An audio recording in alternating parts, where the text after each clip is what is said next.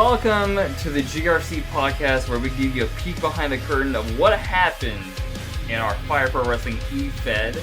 I'm, of course, your host, the goth rock star, Zach Roper, and I'm joined by a very chaotic panel here.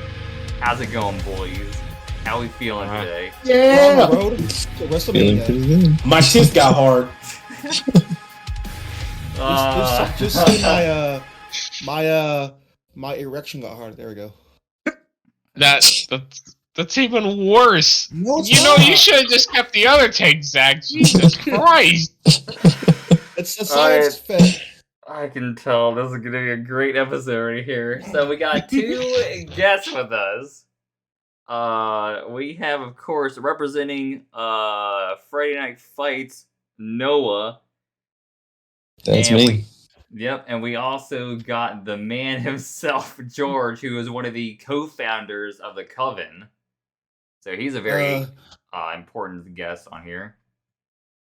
Owner. That fact sucks. No offense to you, Noah, but you told me you wanted your 15 minutes of fame, so... Owner of The Coven. I mean, that is true. You did beat me to gain control of The Coven, so you are technically, as of this moment, the owner of The Coven. So... I thought Peacock was. Whoa, I guess whoa. at a technicality, yeah. I didn't get paid for that, bro. Come on.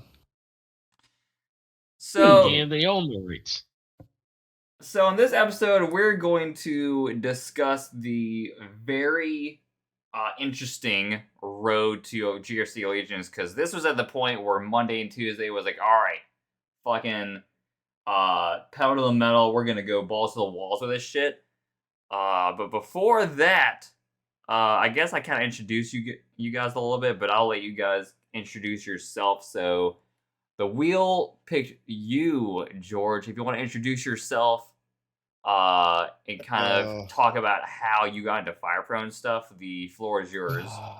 All right. My name is George. You guys probably know me from Mr. Zach here, but I got into Fire Pro via BM thing, because I was over 2K, because 2K kind of sucked at the point. Then going back, so I talked to Zach and we did the Fire Pro thing. Then he made his own little thing. I made my own thing. I made my Progress Wrestling. I don't know if you remember that. I copied Progress Wrestling. Oh yeah, yeah, I remember that.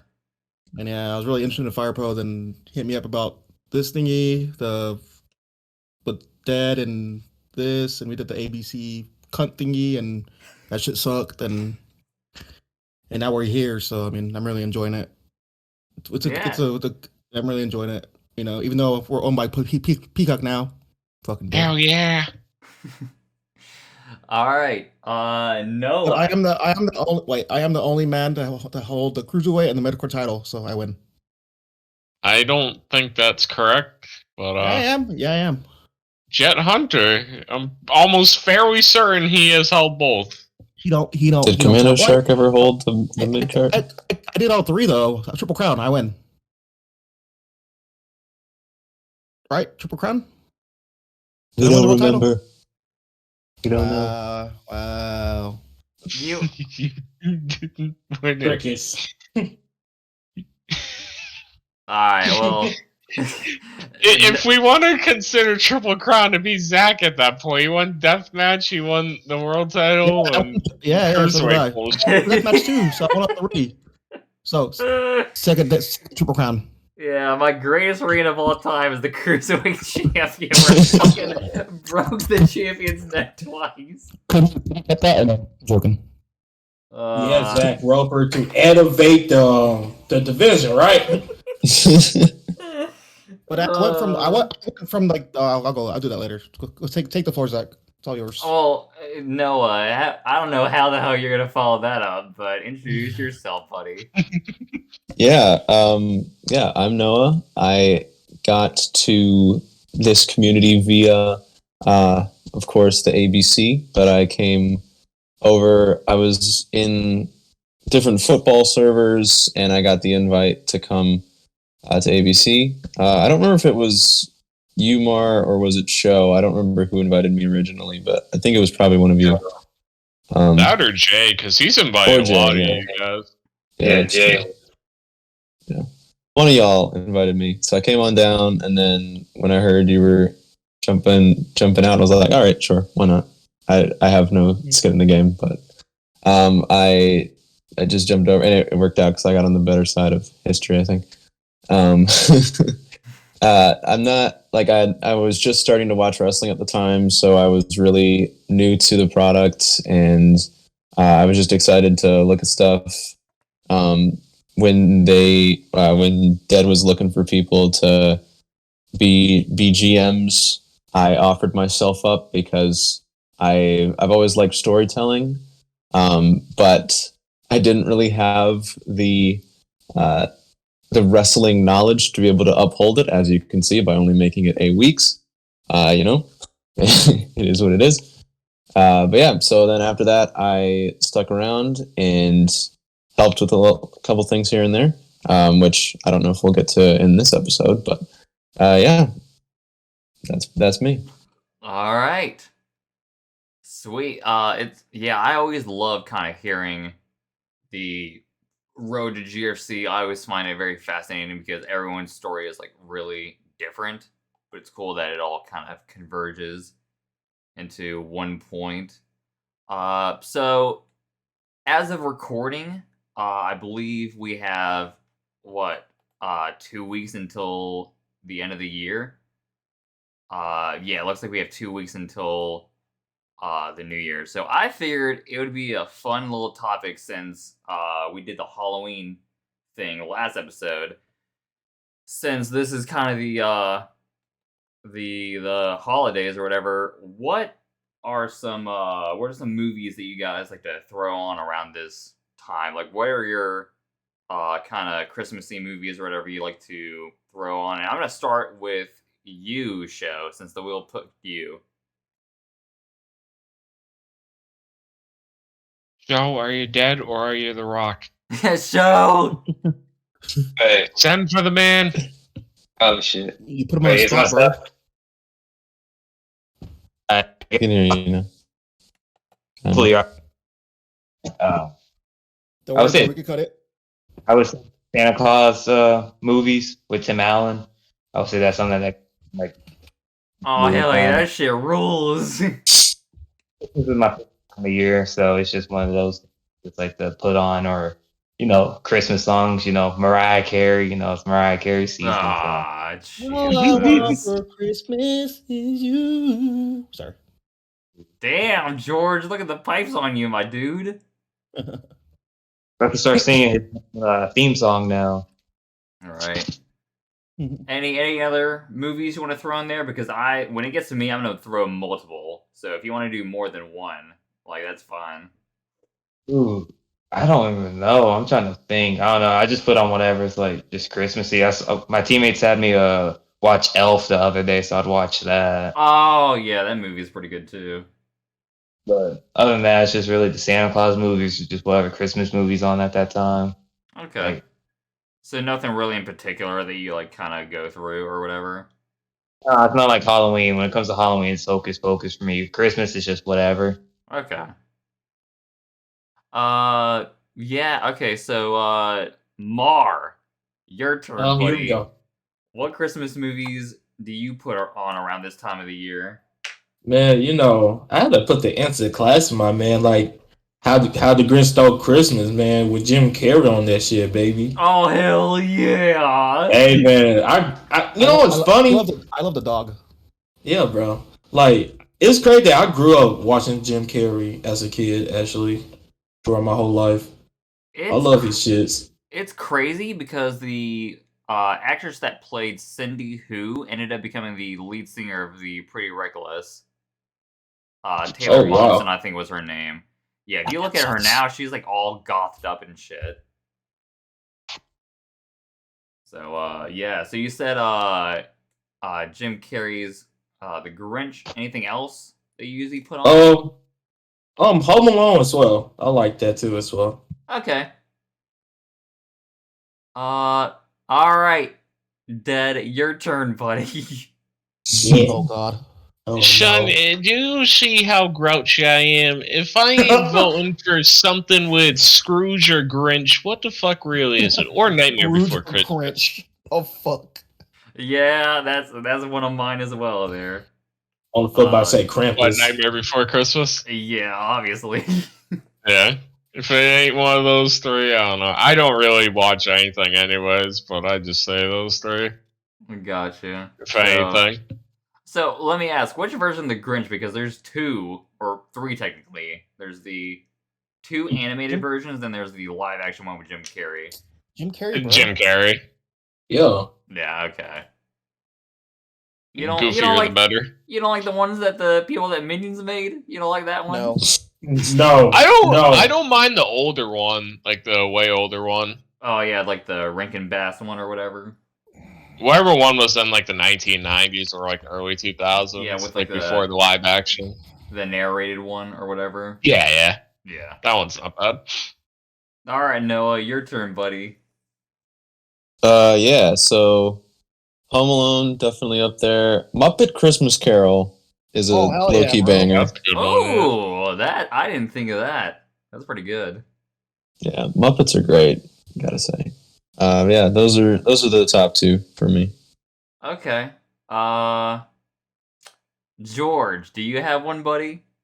I got like a 12, bro. I got you. Oh, Jesus. And I thought mine was gonna be long. Of course, I got the best one, Die Hard. True. That is technically a Christmas movie. Krampus. What about Black Christmas? Black Christmas? Gremlins. Oh, Edward yeah, Gremlins. Yeah, true. Really? Edward Scissorhands. Oh, motherfucker, you took another one of mine. Wait, I thought we were considering just straight up Christmas themed movies, not in the month of Christmas. It's counted. It's considered, bro. I mean, yeah, I said, like, whatever you throw on around the holidays. It doesn't have to be, like, a straight-up Christmas movie. Oh, okay. And we got speaking of Halloween, I usually watch all the Simpsons Treehouse of Horror episodes for Halloween. I do Right. that. But for Christmas, I usually watch just like that, and of course, this Christmas I'm watching the World Cup. Mar.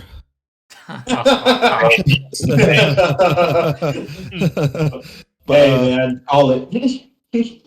yeah, I'm watching that, and you know, I mean, I'm not a very Christmas person. Of course, Christmas music is pretty lit. Yeah, they're playing Christmas music at my job, and I I have a question for you guys. Do you guys Okay. like eggnog? No, not Never. really. All right, but yeah, that's my Christmas movies, and another one, Girls Gone Wild. I'm joking. I'm joking. Bazinga! Alright, well, I guess that leaves me. So, the 2 that's already been mentioned is Nightmare Before Christmas. I used to make a bit of a tradition of I'd watch it every Christmas Eve, but I got burnt out, and I ended up switching to something else. Edward Scissorhands is another one that was mentioned. I feel like that one is very Christmassy with kind of the atmosphere and setting. And so what you guys are going to kind of learn about my picks are they're not really traditional. They're kind of weird, but they also kind of fit the Halloween kind of style that I rock pretty much. So the movie that has kind of shuffled into me watching it every year now is a movie called Krampus, which was directed by the same guy that did the Trick or Treat movies. So that one's pretty cool for people that want to get into horror but don't want anything too scary. I recently got a 4K version of it in the mail that's like the naughty cut, so I'll check that out at some point. Batman Returns is one kind of like Die Hard, where I kind of count that as a Christmas movie. That's the second Tim Burton Batman movie with the Penguin and Catwoman, and that one's pretty sick. And this one that not a lot of people have heard of that I want to spotlight is a movie called A Christmas Horror Story, which is an anthology kind of film where it takes all these different stories and they all kind of tie together in. So like one of the big ones is Santa fighting Krampus. So yeah, those are pretty much my picks that I throw. So yeah, I thought it'd be interesting to kind of talk about that since we kind of did a Halloween one, and I'm not sure when we're gonna record the next one. So the next one we might maybe discuss like year-end things like our favorite music, games, and movies or whatever. Kind of do that. So now that we've kind of done that, it is time for the road to GRFC Allegiance. What you mean, WrestleMania, Shane? WrestleMania! All right. Jesus That's Noah. more like Shane. All right, Noah. Tell us your story. Kind Yeah, of 5 what minutes you French. know, or what you did pretty much leading up to Allegiance, or like pretty much anything because you haven't really been on the podcast. So like anything you want to talk about, you can talk about it here. All right, bet. So, yeah, as I said, I got 8 weeks as a GM. So the previous 2 episodes that you've listened to, I don't know what y'all said on the second one. I listened to the first one. Yeah, we're having the some second one hasn't come out difficulty yet. with it. Yeah, we're having some editing Right. difficulties with the second one, so that's why it's taking so long. Yeah. Yeah, so I was doing Friday Night Fights at the time. I got through 2 pay-per-views. We had some pretty big names on there that I'm sure as you go through you'll hear more of, guys like Ricky Steele and Commando Shark, and of course the Odd Couple, Ashley Jackson, Supreme. Basically, my draft strategy was just, all right, I know like 10 of these people from ABC, and then the rest of it, we're just going to pick cool names. So we got, basically it was just Supreme, and then my guys, and then just hoping for the best on the rest of them. So that was pretty fun. I remember, yeah, that was a good time. Yeah, Supreme kind of ran my show for the most part. Those were the guys that had the most, they were talking the most. Yeah, so that was really, I really had a good time being a GM, because even though, like I said, I didn't have the most knowledge, so I definitely wasn't ready to be play-by-play. I was still trying to find my voice as it was on the mic. And you can tell when you listen from when I first started to when I was doing the one night only and the memory pay-per-view that I put together a couple months later after Friday Night Fights was dead and gone. You can definitely hear the difference in my voice and how I was feeling a lot more excited, and like I felt confident in what I was doing. I feel like that's yeah, kind so of for what we all kind of did. Sorry, I didn't mean to jump in on you, but yeah, it's all I was good. just kind of saying we all kind of learned to kind of find our voice and kind of find our confidence. Because Except for me, I still hate every single one of you, Shane. This product fucking shucks. like it doesn't happen overnight. So, but go ahead. Yeah, so I was keeping up with everybody, and then when it came down that Thursday and I weren't going to have a show anymore, I totally got it, because I definitely was the third best show going. And it wasn't even that close. Like, Zach, you have such great charisma that you just like overcome anything that you aren't confident about, and like you just so willing to commit to bits. I loved watching your streams, and then Monday, of course, they tried to keep it more professional, so to say. But so they always had storylines and things that they were planning out ahead of time, and things that they were working on. So Monday, between the two of you definitely had me got. Yeah, Monday was more kind of like the workhorse show, and Tuesday was like the shits and giggles type Memes, of show. more memes. Yeah, it was all. You're about saying memes. either show could wrestle? I couldn't fucking tell. You meant low blow Tuesdays? Spotfest Tuesday. There we go. Yeah, Well, so wait a I minute. was. It's Young Bucks. Yeah, so I was really trying to find what my brand was, since I didn't really know a lot of the people that I drafted. So I did a lot of tournaments early on, trying to figure out who was actually good. So that was most of the struggle in my GM career.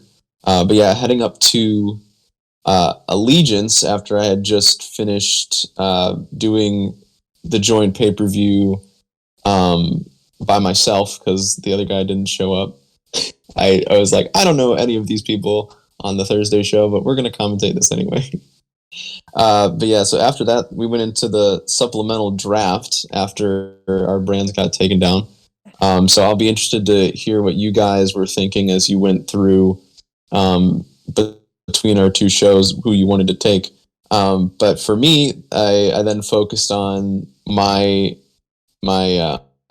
people, Odd Couple. That was my users, so I really focused on them. We got drafted to Monday. I was very excited because that would mean I would get to work my way up a little bit. So the first month heading into the pay-per-view, we were really just building up the team again for the new audience, quote unquote. And we got a couple wins working our way up to the pay-per-view. We got tasked with Iscariot and KYO.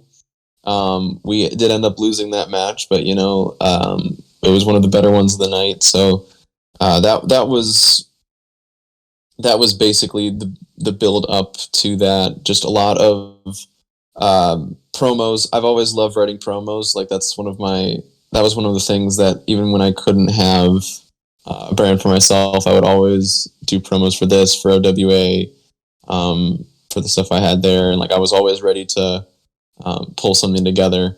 And I loved promoing off with the people in the server.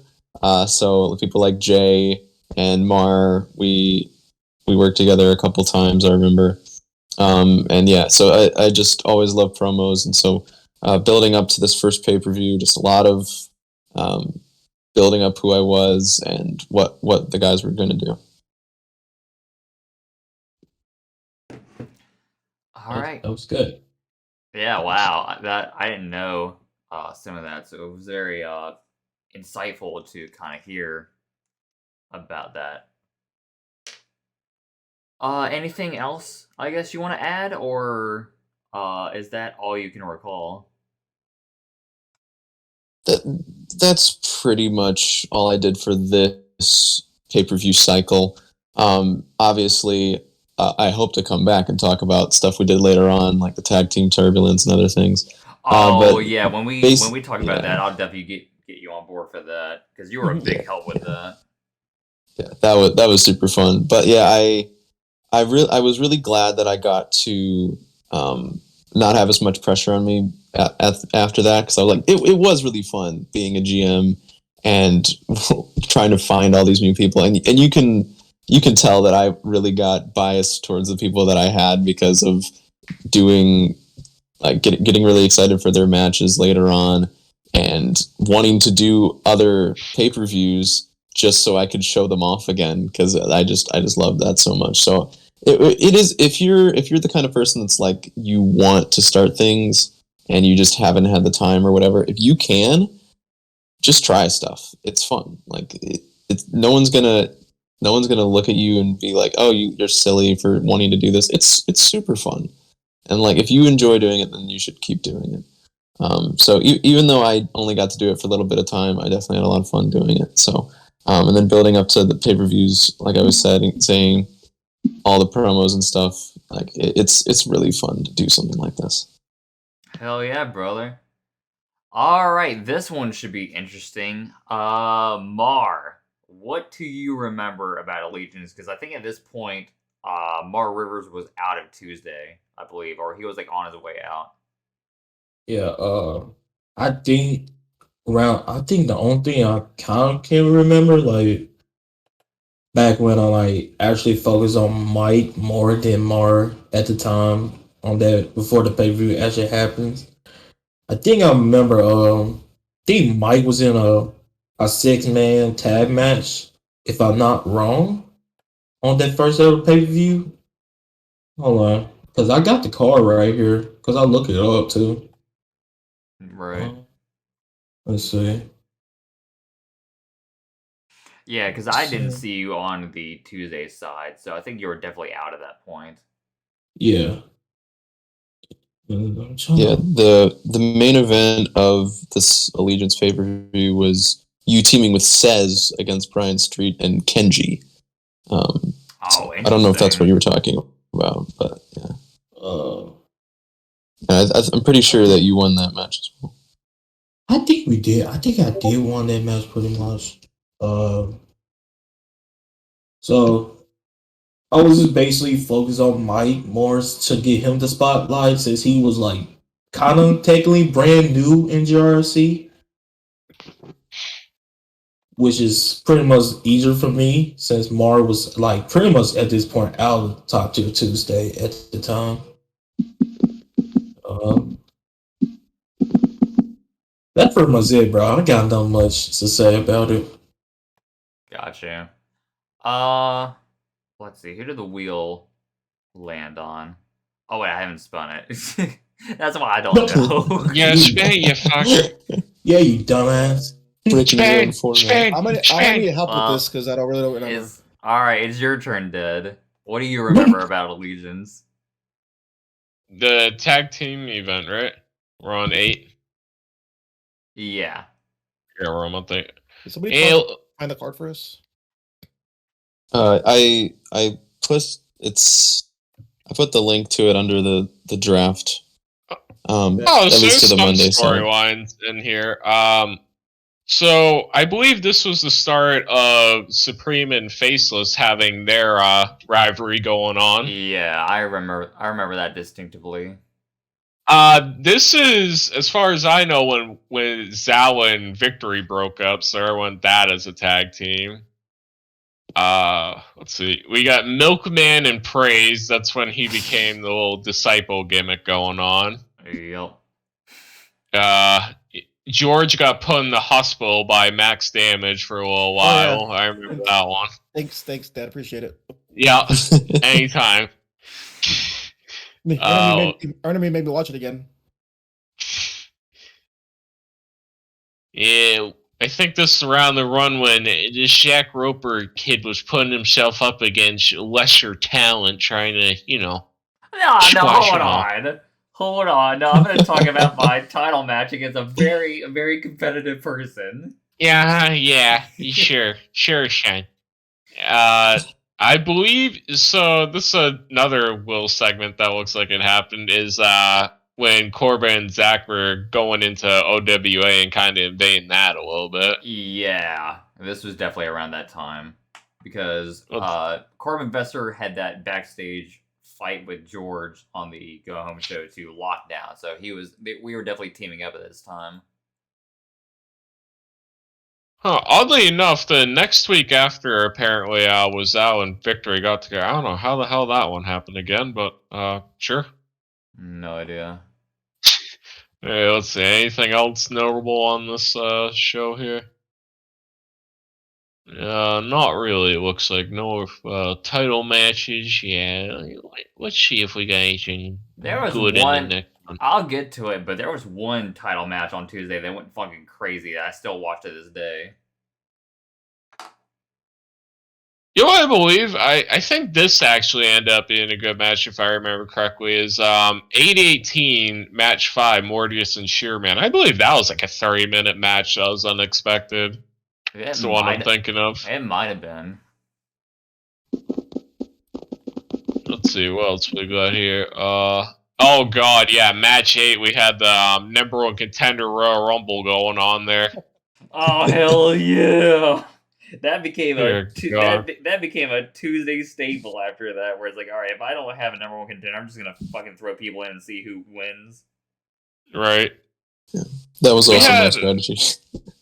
One of our bonus matches, they actually turned into a tag team because it was a triple threat. Ralador and Noah Supremo, and then they first Corbin Vesper in a triple threat, but the first two ended up becoming a team. Yeah, let's see. This was the one where the lights turned out for the damn main event, the Texas Death Match. Oh yeah, I can't wait to talk about that. Oh my god. These damn faceless guys, I tell you, Shane. It's funny because that was not the plan, and I was like, all right, I'm gonna roll with this. Yeah. yeah, that was not the plan at all, and that was like one of my first improvisations I made that thankfully turned out for the best.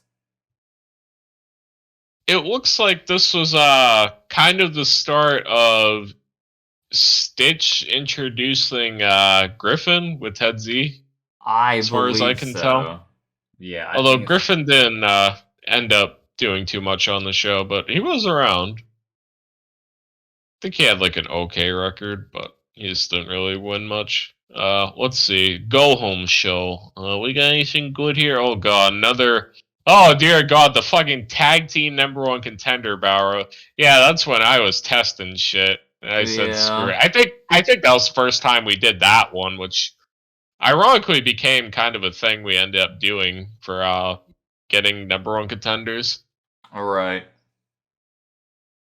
Oh, Hollywood Hannah and Yukina again. Oh hell Uh, yeah, the rivalry that never ended. Right.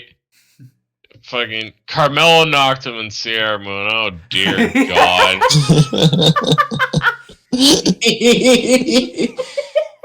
The legendary rivalry right there. Hell yeah!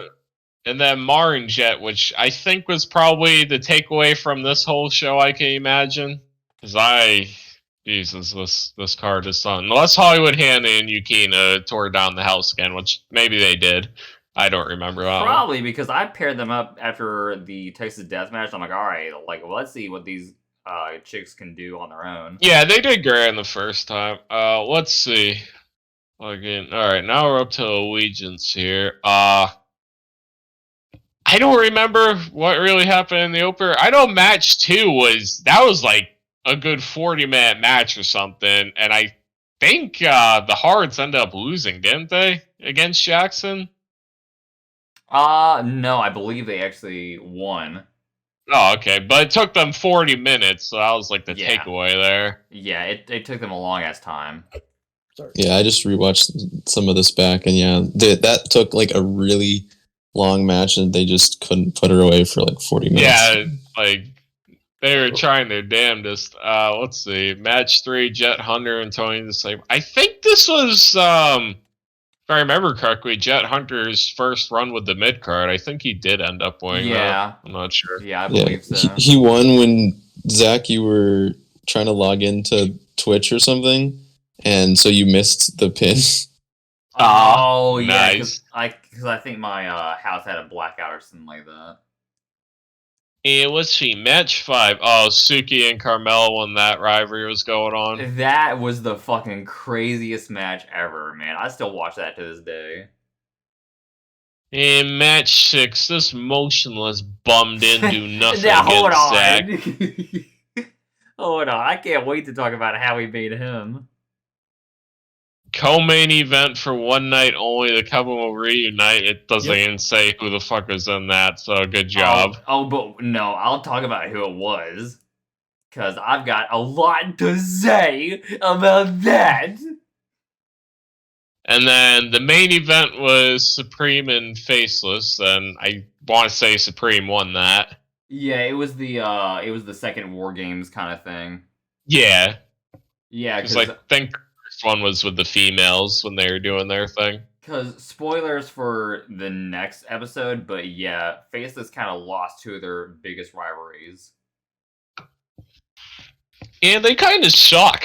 Yeah, the original pitch was for them to kind of be the Dark Order a little bit, but then they like started like losing. It's like, oh, fuck.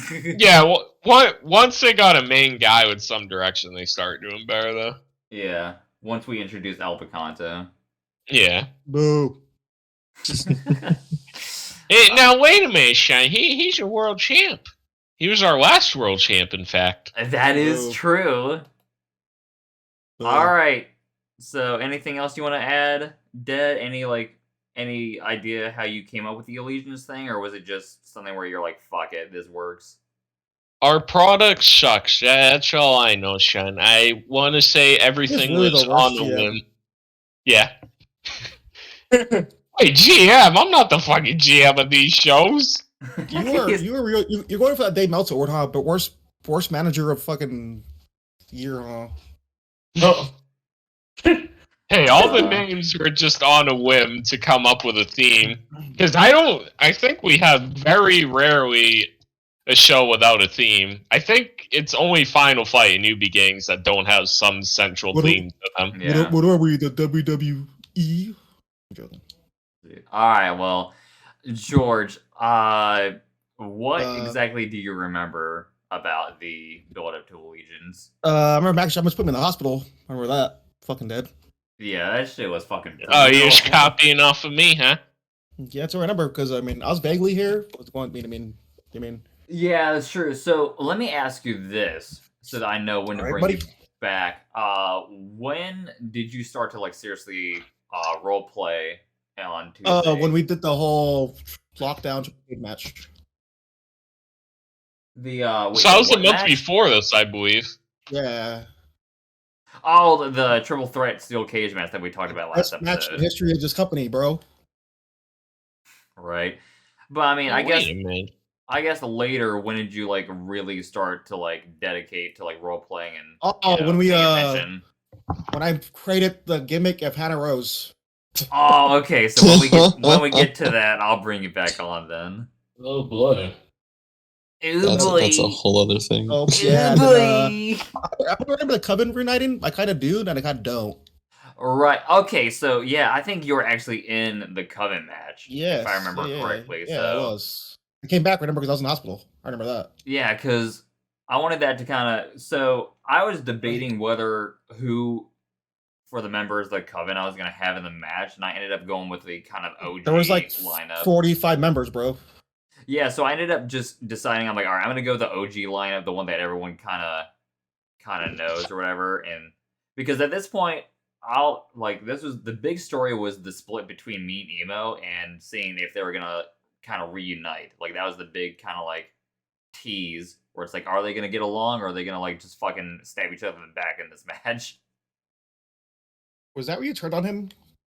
Yeah, so I turned on Yeah. him during the lead up to lockdown.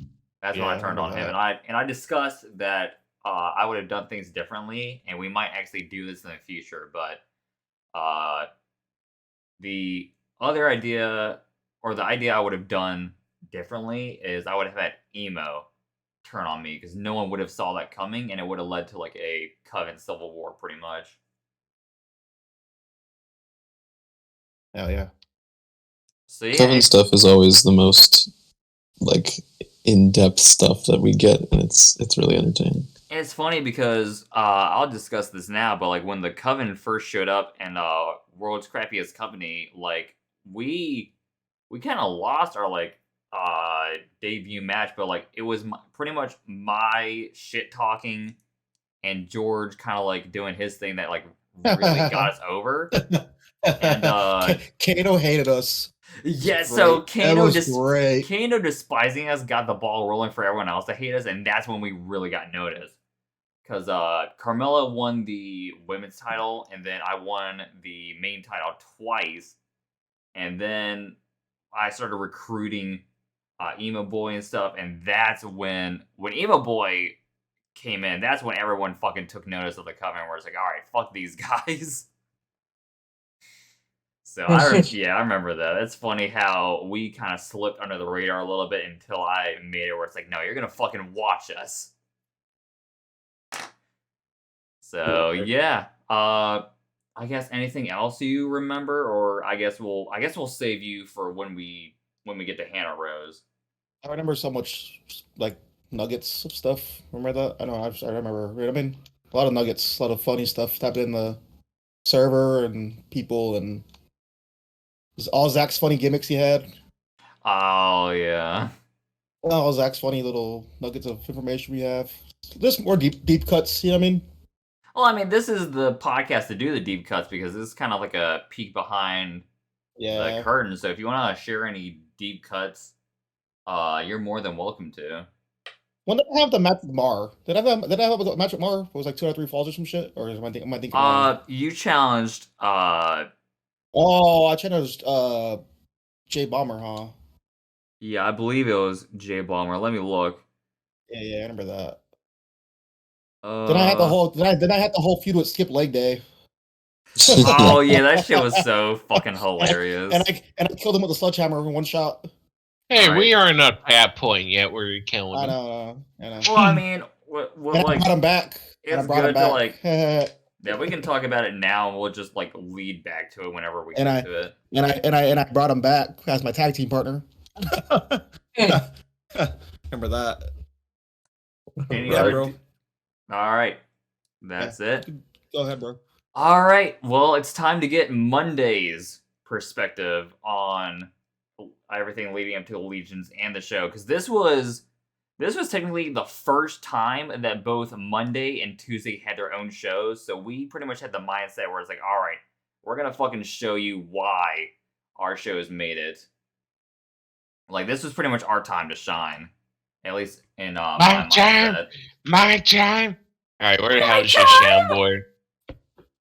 My world, my world. No. So, show Yes, you Kunchu. you there, buddy? Yeah, I'm here. Can you? Got you. Joking. Can y'all hear me? Yeah. Yeah. So I'm trying to pull up the stuff. I lost my spot. Yeah, no, I I've posted had, the cards in the chat. yeah, I've had to do that about like 3 times at this point.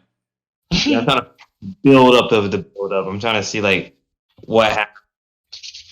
Because we just finished off a lockdown, and then both shows had Thursdays and Friday has disbanded. So we had the draft. So we had we had to hit. We made our first pick, but to the public we had hit it, and it was the Rent Bros. It was Matt Michaels and Ian Sezanoff.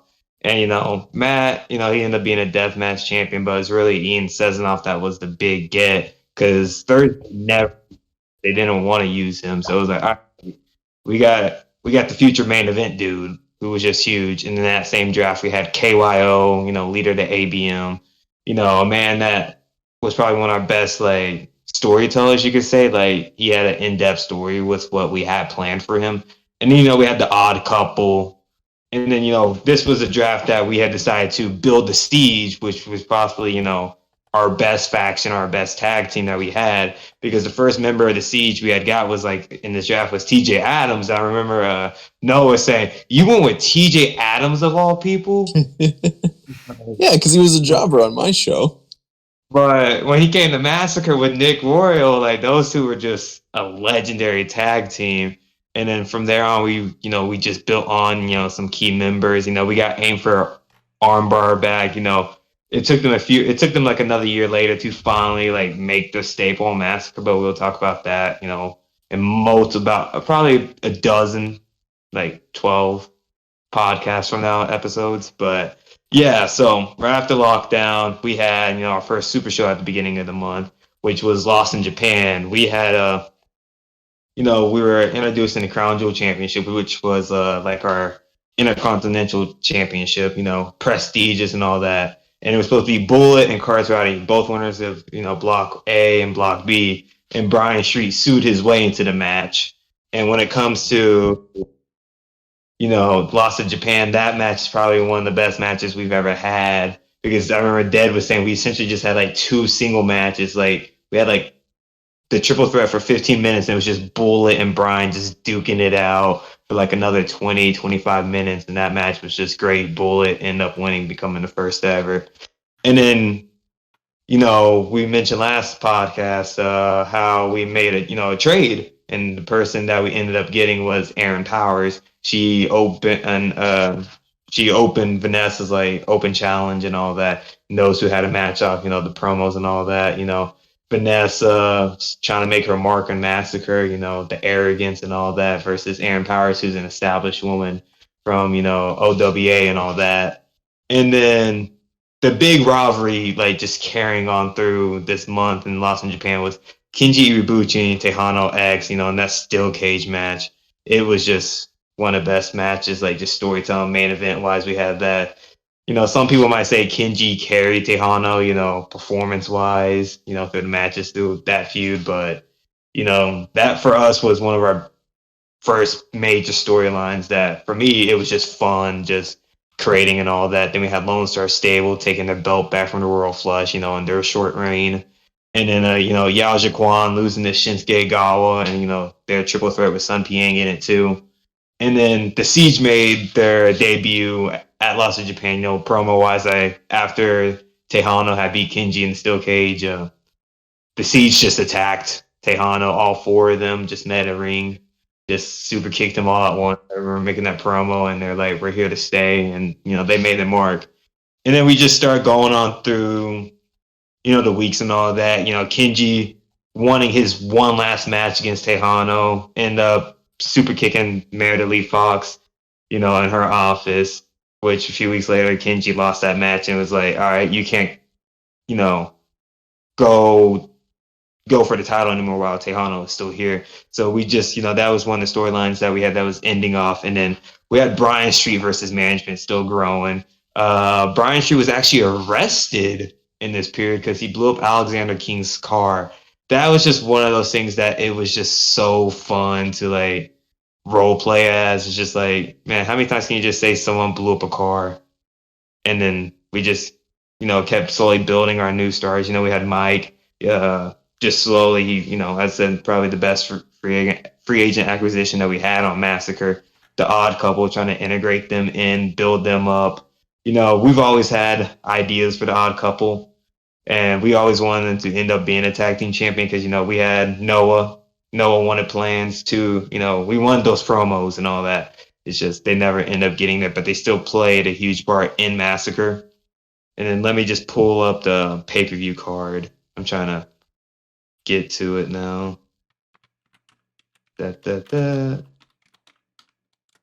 All right, here we go. We had Erebus, Jameson. Erebus ended up winning, and then we just had some little building matches. We had Odd Couple when Scary and KYO. That Noah was right when he said that earlier. That was one of the best matches we had on the card because we had Scary and KYO reuniting, from not top tier, but from Takeout, and then Pure Award, Noah Thomas, Pure Award Jr. versus Koch brothers.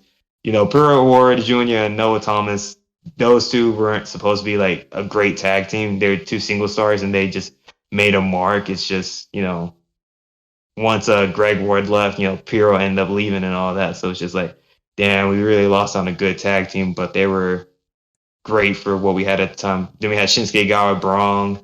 And then our main event was Bryan Street and Kenji Iwabuchi versus Ian Sesnoff and Mike Rivers. That you see those names, it's like, damn, that's just big time talent right there. But yeah, that's really it for our build. All right, and what about the actual show itself? The pay-per-view, or I'm sorry, the premium live experience. Oh my god. How much did you pay for it, Sean?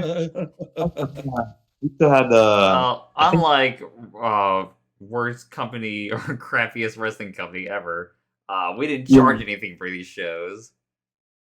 Yeah, we should have. I'm just looking at the card. Wait a minute, Sean. How did Peacock come into this, Sean? Oh, yeah, he's right. He's right. Yeah, he's right there. Well, when Zach was running things, they weren't being charged. Yeah, no wonder why Peacock had come into the picture. They was fucking making a dime. All right. Okay, Mr. Scrooge. But Oh, hell yeah.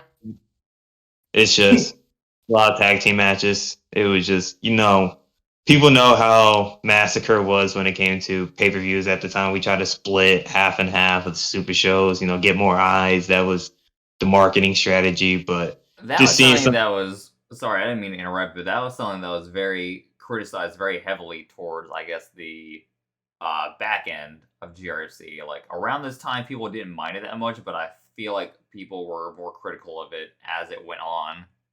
Do you have a response to that, or I guess your take on that, or do you want to save that for another time?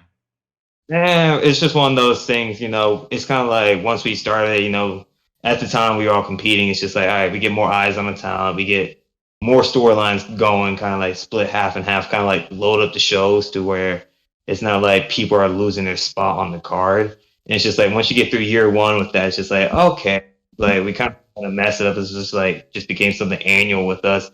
But as we got towards the end, it was like, Sharp and I, we were just like making out, all right, we'll have our big four super shows and all that. Maybe add in a fifth one if it's like for a special occasion or something. But it was like, all right, we got the pay-per-views now. If you like saw how we booking is like Kingdom of Aces. That's the big one for us. Purgatory, Full House, and it's just always like the anniversary show kind of. It's just like you got to have something to symbolize like, oh, it's a new year for Massacre and all that. But it was like Kingdom of Aces, that was a big one. Those like either way, like if we were still going on, it's like we just had those four and then we had the pay-per-views. So it's just like making everything special. Weeding out super shows that didn't matter. So I guess it's pretty much like AEW where they had their like special shows since they only have like a couple of pay-per-views where it's like, Winter's Coming, Fight for the Fallen, Fight Fest and shit like that. That's just one of those. What's AEW? But it's just one of those like we were just weeding out. It was like, okay, we didn't need this. It's like once you get through a year and a half, it's like, okay, these are the big ones like Kingdom of Aces. We have 12 pay-per-views here. We don't need super shows. Hey, but we ended up weeding them out and all that. But as I said, at first it was just like, all right, it was just a marketing strategy for us. It was like, it was what was working. It was kind of like one of those just don't break, like, don't mess with what's working.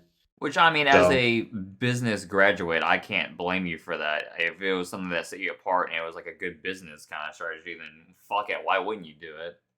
Well, yeah, you just see coach.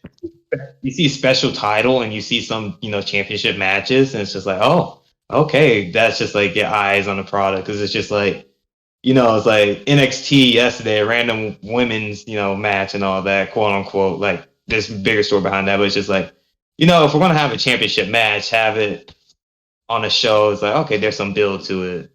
It's just like what we had planned. But when it comes like the bill with Allegiance, as I said, Lost in Japan, I kind of want to have like an annual show. It's like Lost in Mexico, Lost in England, like something like that. Just, just promo wise, it's like, oh, we in a different country now. It's just let people be creative. But yeah, that was just pretty much it. All right. Anything else you want to add or? Oh, I don't even remember that match. What Dead posted. Was that on the card? I mean, it was in that month. There are 2 different matches where it had that person. That's such a fucking cursed tag team right there. It's funny because one of the members was someone that Zach ended up firing because of the whole like Lana thing. Was it really during? I think that was next year. That tag team was actually, dare I say, was actually decent with Violet Jet and they're decent on your shows. How Dar was Dar and yeah, we're not. We don't speak of that. We erase that from history. Good thing they weren't a champion. We We just good thing they just copied Goldust's gimmick in WCW and went really further at looking into those kids' mirrors. That's it for Massacre. Sharp here, he's the historian. So maybe next podcast we will both have Massacre representatives because I don't think I did us justice with like the wins and losses of like every damn match we had, like the random ones. Like, nah. Well, I'm gonna be honest. I don't remember half of it either. Dit kind of has to remind me once in a while, but I like Sharp is cool as like the historian person, but I like this kind of more relaxed, like kind of off the top of your head kind of approach because I was very much like that on the first episode. Yeah, because I remember the builds, I remember the storylines. Like I was, Sharp booked. I put the pieces together, like the factions, the tag teams, and that was like our dynamic. Like as Noah was saying earlier, it's like he didn't have the best knowledge. That was just kind of like me. I had Sharp to lean into that. Like it was like okay, I work more behind the scenes when it comes to all that shipping, on the show. But it's just like all right, put these people together. Like as I said, the draft. We created the siege with that. It was like all right, just put these pieces together. Yeah, so that was something I was going to ask both of you because I'm here and I can. So, like, as we were going through the supplemental draft, were there things that you were looking for? How much did you watch the other product to figure out who you wanted, or was it just like, I can use this guy too? I'm trying to think because I was looking at old DMs. Like, I don't know why. I think I just remember seeing picture like with TJ Adams and Nick where I'm like, those two got a vibe. It's like they fit with what we want. Because Alan Riggs, actually, fun thing with the Siege, there was one dude that I wanted badly, but top tier TJ got to him before me, so I had to make a backup plan, which I think that What the ended up hell being. was that? Oh, I I forgot. He know. was It was Chris. yeah, Chris Chris Jackson. I wanted him. I'm like, all right, this dude. I think Logan ended up being the backup plan because it was actually gonna be Alan Riggs, the leader, and then it was Chris Jackson, and it was gonna be Royal and Adams. And so it's just like through my mind, it's like, okay, that's the crew. And then Dad told me Zach signed Chris Jackson. I'm like, damn it. And I'm like, all right. So when it came to picking, like aim for armbar, it was like, all right, we'll get them back. We traded them to come back home, as Sharp would say, bolster the Asian heritage, division. Monday Night New Japan. And I'm trying to remember Mika Payne. I forgot which show she was on. She wasn't on mine. She was on Thursday. Thursday, we just chose. It was like, okay, that's the name we remember from company that shall not be named. And then, Cassandra Blair, Sky Hendricks, had Todd. They were Texans, essentially. So it was like, all right, more Texans. It was just trying to get people to vibe. It's like, all Right about Texas. right. It was like the Rent Bros, Ian Seznoff. We knew, like, that was someone who was like, all right, that's going to be a big player. AYO is the reason why we have the Asian Heritage Division because Sharp wanted him and they decided to pick him like with the top 2 pick. So it was like, all right, we get him. The odd couple was like, all right, we got Noah. He's gonna be active. He's gonna cut promos. That's what we want. And as Sharp would say, that's eyes on the product. And that's something I try to get the odd couple going. I know we're going to talk about in a few episodes. They split up, which for Javon. Yeah, it didn't really matter. He was still gonna beat him. But for Noah Underhill, Dad knows how much I tried, and the man would for it. And we just be like, I feel so bad for Noah, and it's just like one of those we try to make it happen. But he was crap.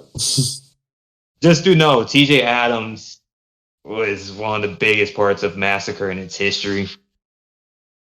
Coming over from Friday and pick, you were like, why TJ? And it was just like, I don't. It was just something. It was like, I think we got something special here. Certainly worked out for you. Yeah. So I'm gonna be honest with my approach. Half of the time, I don't know what I'm doing. I often ask Dad for advice because I felt like at the time he knew me pretty well and he knew kind of what I was going for with the show. So he would kind of give me suggestions to be like, all right, you need to work on this aspect of your show. You might want to get these people. I think he might have suggested Supreme, which was like probably one of our biggest gets. So he said like, hey, you might want to like elevate your tag team division. Plus, you could like do a program for like some factions with them. So grab them. I'm like, all right, okay. The two big names I guess the 3 big names I really got as far as like singles were, as we mentioned, Chris Jackson. He was the guy that kind of reminded me of Seth Rollins a little bit, so I'm like, all right, this guy's pretty cool. He'll kind of elevate the cruiserweight division. Trevista was another guy that was really cool, and then I think Kenny Bowers was another guy I ended up drafting off the top of my head. That was like a singles person. Yeah, hold on. Let me scroll through and just see who. Oh wait, hold on. I have that on my browser. Never mind. I can look at that. So we got Faceless with the father. We got Dream City Bandits, which I don't remember what happened to them. Do you remember Dead? When did that Dream pass away? City Bandits was the other parts of the DX group. Oh, yeah, okay, yeah, the women's Degeneration X that feuded with Hell's Harlots. Okay, I got you. McKinney Bowers, who ended up being the first ever Top Tier Tuesday Hall of Famer. I believe, right? Was he the guy that retired, or was it someone else? What happened?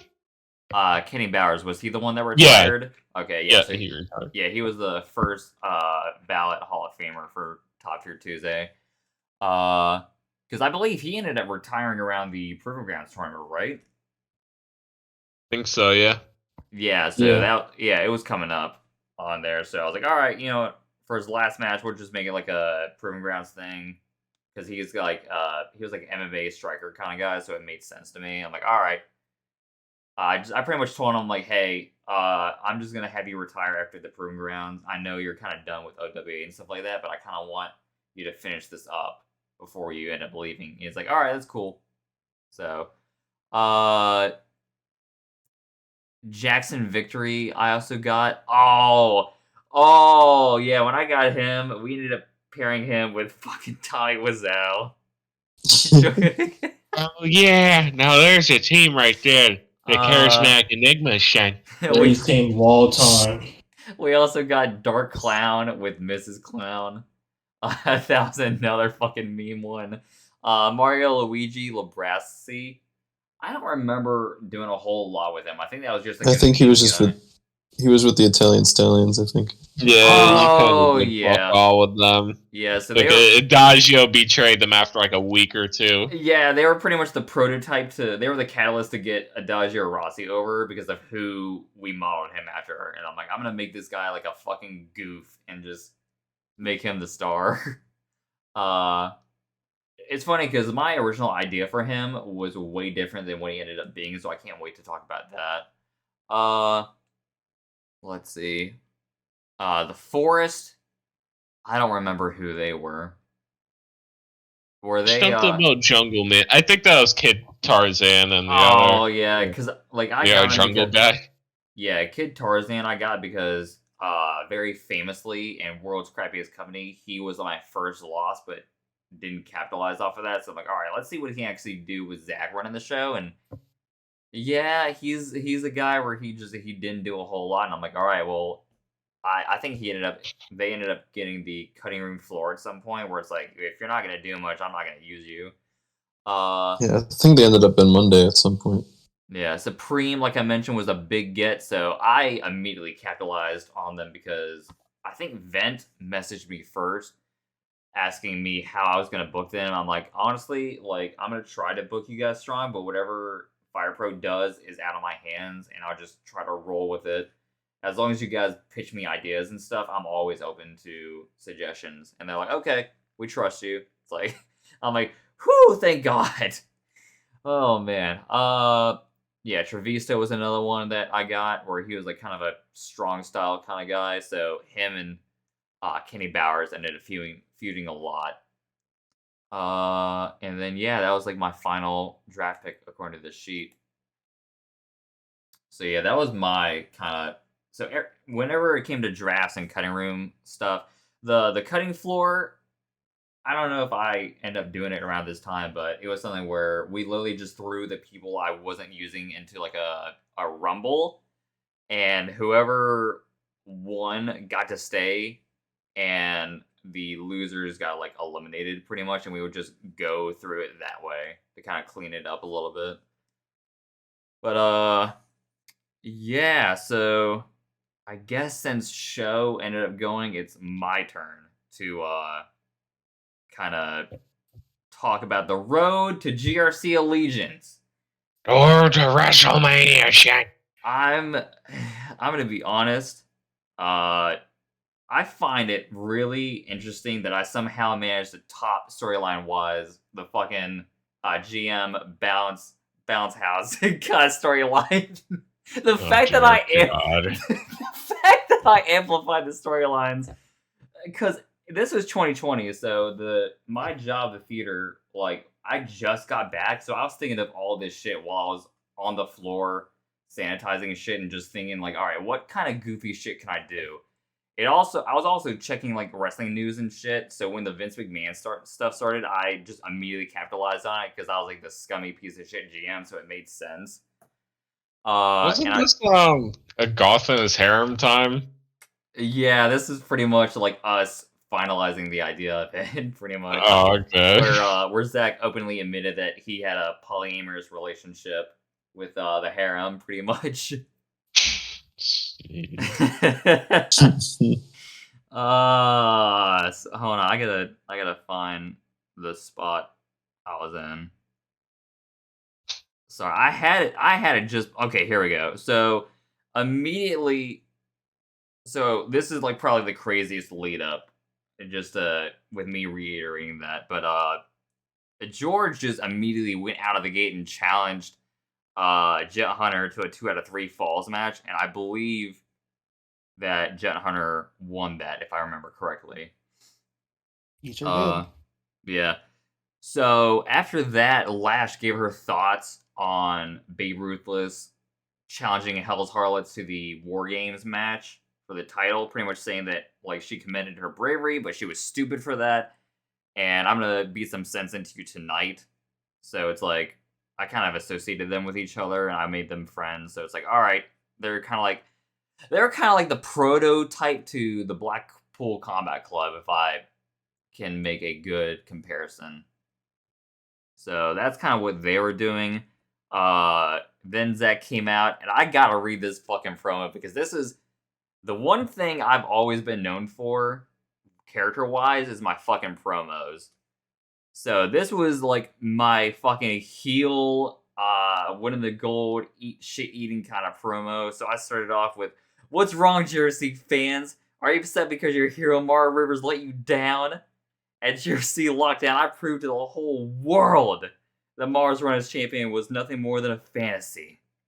I'll admit, he held the title longer than I thought he would, but not only did I beat him at Lockdown, I single-handedly retired him."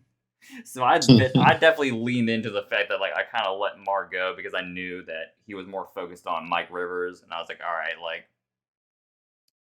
because at this point I was very much like, if you don't come to me with like ideas, then I'm not gonna really use you. And Mar was kind of radio silent when it came to Tuesday, and he was more focused on Mike. So it's like, all right, I'm gonna just retire him and just use it as heel heat because fuck it, why not?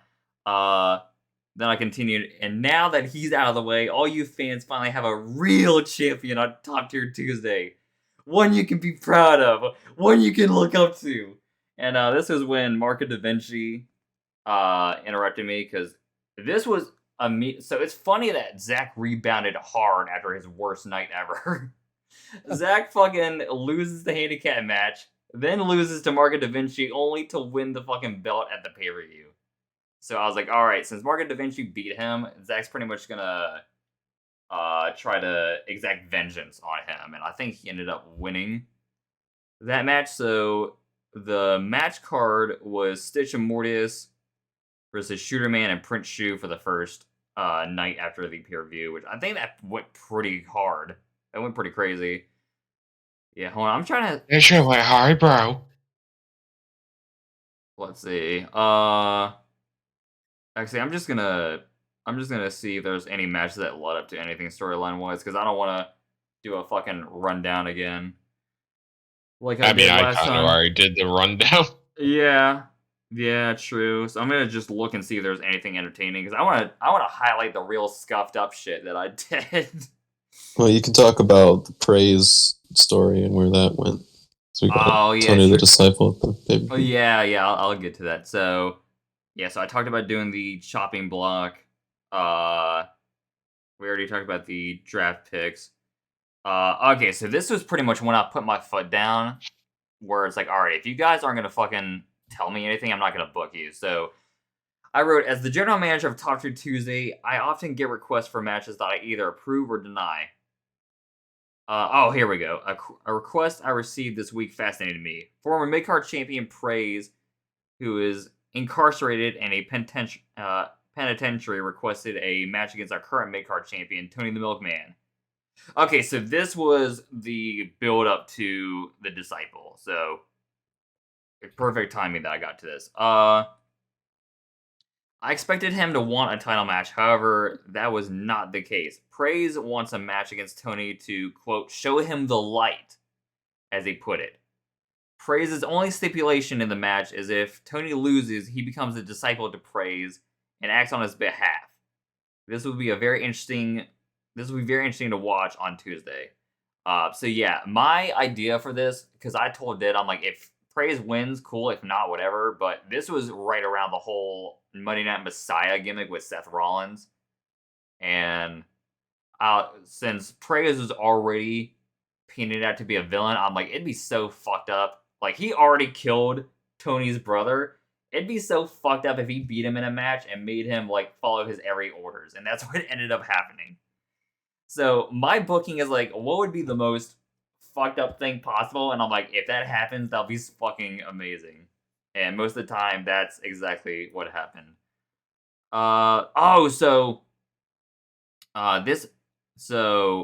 This was like my first title defense, because this was right after I finished Interstellar. I believe it might have been for my film appreciation class at this point, because I remember we ended up watching a lot of movies for our homework and shit like that. But Zach opened the show defending his title against Iron Manzi. Yeah, local young indie talent. Right. It's funny because what I did with Manzi was so funny, because you told me how much of a goof he was, and I'm like, all right, I'm gonna give him like the silliest fucking storylines. His feud with Ferguson was hands down one of the most entertaining fucking rivalries ever. Didn't he also go for the cruiserweight title at one point? Yeah, at one point he tried to. Yeah. Tony the Milkman versus Personal Jesus Praise. So yeah, I really leaned into that whole thing, because I gave him that theme, and I wanted to really lean into like, the kind of like fake prophet thing that I was trying to portray him as. So that was when Tony lost, and he became Tony the Disciple. So I gave him Murphy's theme, and we gave him like a whole new kind of look or whatever. Let's see.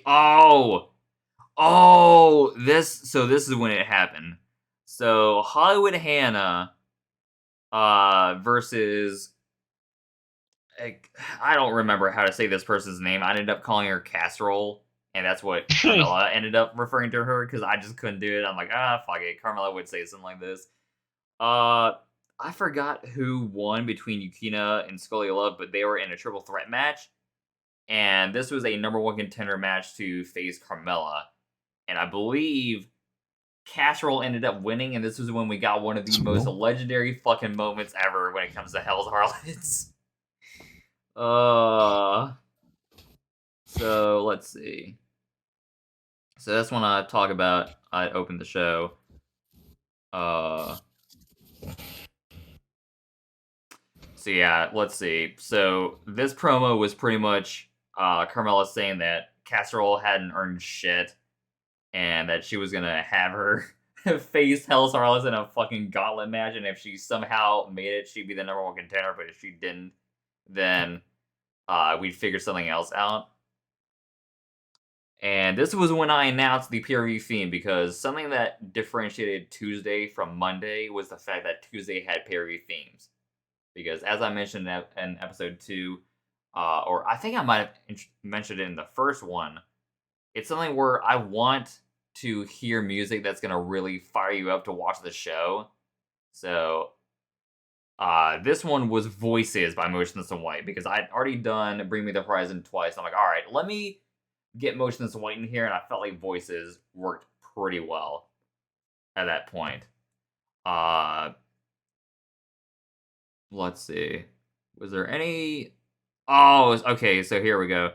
So I was doing a storyline where Zach was going to train Scully Love, because I believe she hit a switchblade in one match. And that just didn't go anywhere, because she was not as good as I hoped she would be as far as like wins and losses goes. And I'm like, all right, well, it's funny because Scully Love ended up paving the way for someone else to come pretty soon, or way later. So Scully Love walked so that someone else could run. And then here we go, the gauntlet match with. So I believe Was it Strawberry Suki or was it Carmella that started the match with Casserole Dead? Do you remember? I thought it was Carmella, but who knows? Okay, yeah. Yeah, So that's what there's a promo in here, and Carmella's challenging. right. So she beats Carmella. Now, does Strawberry Suki come out, or was this like the legendary moment? I don't. You're supposed to remember your shit, Okay, Shane. I don't remember shit, bro. There's certain things I remember, but not all of them. Bottom line is, Chastity ended up beating Casserole in 2 minutes and 43 seconds, and that's when I made a t-shirt logo for that. So let's see. Oh, here we go. After talks with Top Tier Tuesday and The Force went nowhere as far as a debut and an engaging program, both parties have mutually decided to end the contract between the two parties. So yeah, I pretty much couldn't find anything for them to do. I couldn't really come up with a theme, and I was like, all right, fuck this. Like, I can't do this. Let's see. So after Casserole her dreams got shattered, Carmella pretty much made a promo where Strawberry Suki and Hollywood Hannah were both like the top women in the division as far as like win and losses goes. So they fought each other to see who was going to be the number one contender, and Strawberry Suki surprisingly won. Like, I did not expect that. I was expecting Hollywood Hannah and Carmella, because Hollywood Hannah was on a undefeated streak until like I think I forgot who beat her first, but someone beat her first, and then like Strawberry Suki capitalized and beat her, and that's yeah. Let's see. What happened on this show? The number one contender, of course, because that's how I fucking do number one contenders, because I'm a lazy piece of shit. Oh, here we go. So this was a Texas death match that had a bunch of controversy that was not intended, but I definitely capitalized on it. Between Prince Shu and Zach, because Zach at this point was like, I'm the fucking man. I'm gonna like face the one man I've never beaten, and that's Prince Shu in my match. So that's how I got Prince Shu versus Zach Roper in a Texas death match. And what happened was the game froze. I believe. Let's see. It was. What was the score? It was Zach had a 3-0 lead, and the game froze. So we were like, all right, fuck it, Zach wins because we're not restarting this shit. So I ended up cutting a promo where Carmella. So the lights went out as the countdown was happening, and then Carmella came out and pretty much said, because Zach had like a 3-0 lead, he wins. And I did the Seth Rollins gif where he's like all like it was after I guess he got the DQ win against Dean and he kept the title, so he like made that like really funny reaction, and I like had Zach do that to make it look like he won the fucking Super Bowl, because Zach was that fucking petty.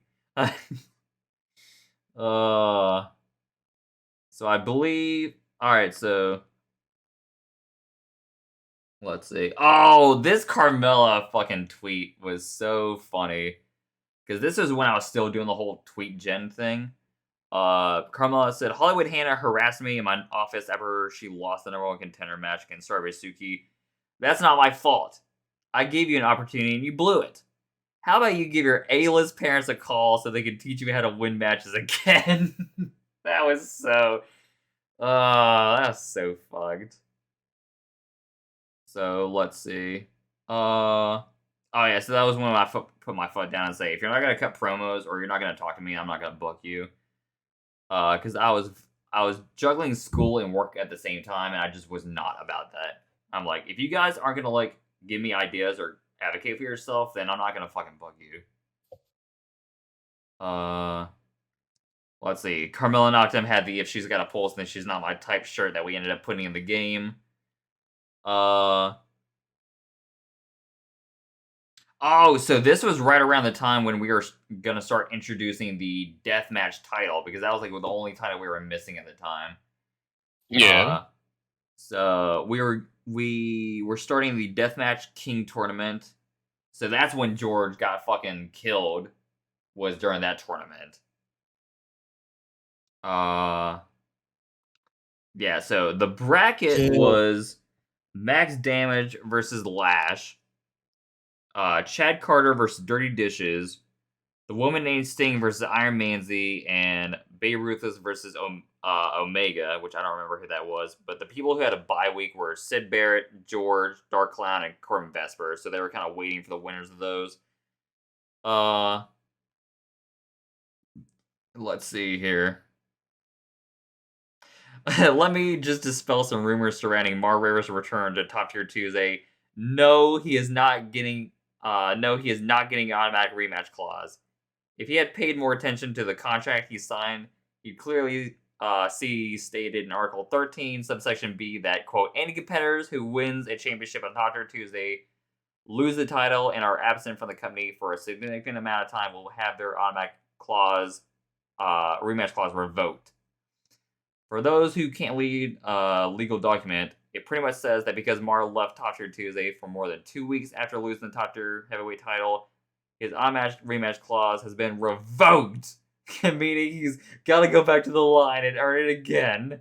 It's nothing personal, Mar. I'm just doing what's best for my business.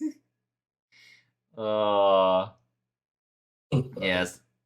So I was doing a lot of promos at this time. So the Go Home show featured a lot of the deathmatch tournaments. Also, we had a tag team #1 contender battle royal.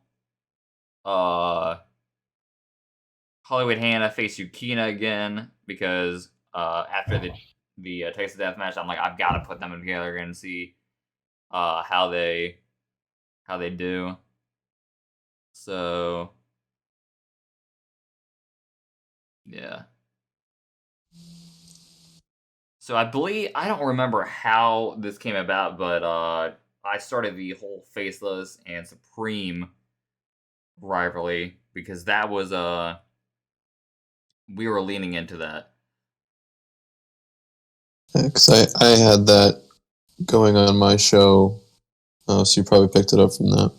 Right. Oh, and to answer, I think I forgot to answer this question of yours when you said whether or not we watched your shows or whatever. I was of the mentality that I didn't want to watch anyone else's shows because I didn't want to be influenced by them. I wanted to do my own thing, so I kind of stuck to my own bubble a little bit until later in GRFC, where I was kind of watching Monday and kind of seeing what they were doing to kind of compare and contrast. But yeah, at the time, I was very much like, I don't want to see what they're doing. I want to focus on my shit on my end because I want to make the best stuff possible, and I don't want to change my mind about anything. So that's kind of my answer with that question. I was very much like a nothing else exists besides Top Tier Tuesday kind of mentality. Which people might call that arrogant, but it was something where I didn't want to like change my style because I saw something that someone else was doing and be like, oh, that's cool. Like maybe I should try that. I'm like, no, I want to like, do what I would want to do and not see someone else doing something and be like, maybe I should do that instead. So, here we go. So right before the show, I ended up cutting a promo where I revealed that Faceless were the ones that fucked over the Texas Deathmatch. And this ended up leading to a character change that I wanted to test.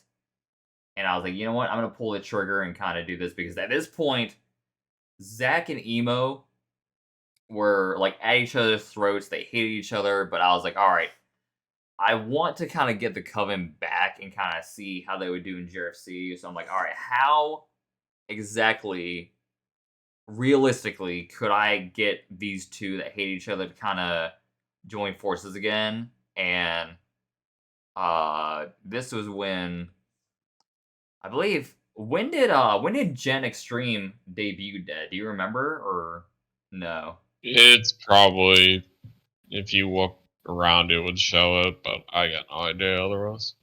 Because I know that the Coven faced them pretty much, because this was an idea that me and Mr. Fantastic had, where we talked about it, and I was like, one of the biggest rivalries that wasn't capitalized that well in World's Crappiest Company was the Coven versus Gen Extreme, because that was like a team rivalry that people had wanted, and it never happened. And I'm like, all right, fuck it, I'm gonna give the people what they want, because it was something where I think you told me, or I might have remembered, where it's like, yeah, these two never faced, so let's just fucking do that as like a special match. But yeah, so the opening match was Powder Keg versus Stitch Mort, with Stitch Mort obviously going over because they had a legendary reign. For those listening at home, I'm sorry if I like ramble. I can't help it. I go into a lot of detail about shit. I remember George like messaged me after he listened to episode 1. He's like, "Bro, you ramble. You should like do a show on your own." And I'm like, "I don't need to. I'm just really super fucking detail oriented when I talk about shit, because I don't want to forget about anything. I'm remembering details if I did it in this thing, going through a little chat. Yeah. Ashley Jackson versus Lucy and Chassis in the handicap match, where it took them like dead set 40 minutes to pretty much beat her. And we often reference that every time there's handicap matches, where it's like, all right, how long is it going to take to beat this person? Pause for what? Sorry to cut you off. Didn't me and Zach have like a 2-hour Texas death match at one point? Oh God, yeah, we'll get to that eventually. Right now, I don't know how. That shit, I was asleep after that. Who won? Nobody won. I don't even remember. I think you did. I think we just said fuck it, Georgia wins. That shit went 2 hours, dude. Nobody wanted to win.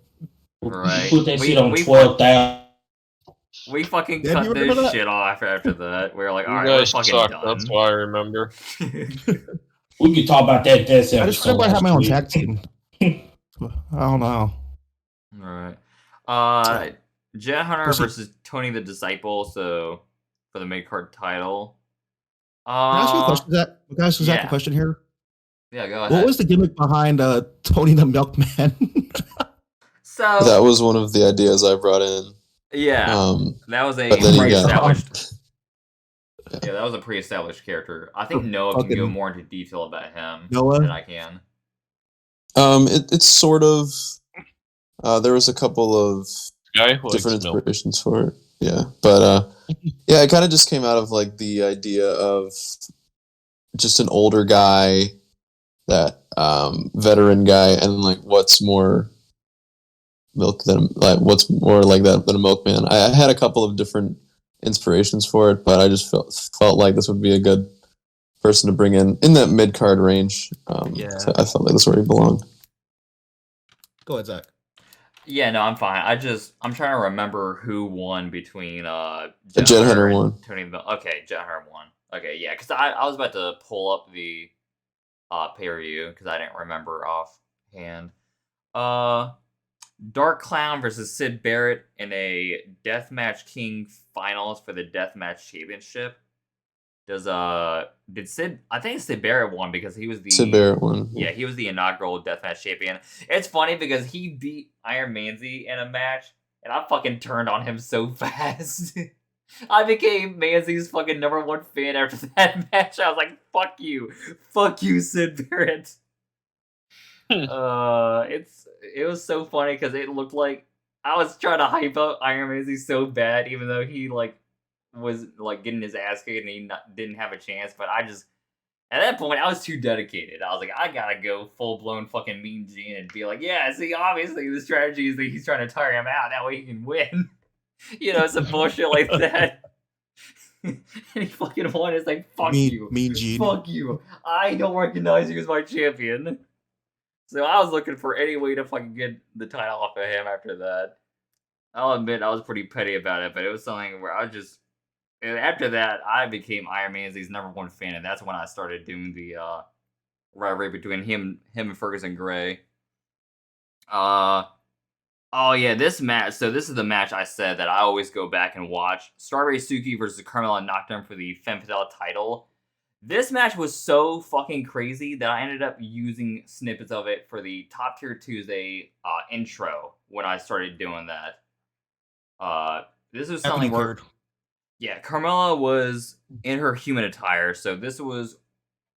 So, I guess I can explain why I did this, but I wanted to kind of show people what Carmella looked like before she was a vampire. So every once in a while, she would revert back to that form, but in kayfabe she was weaker in that form, so she didn't do it too often.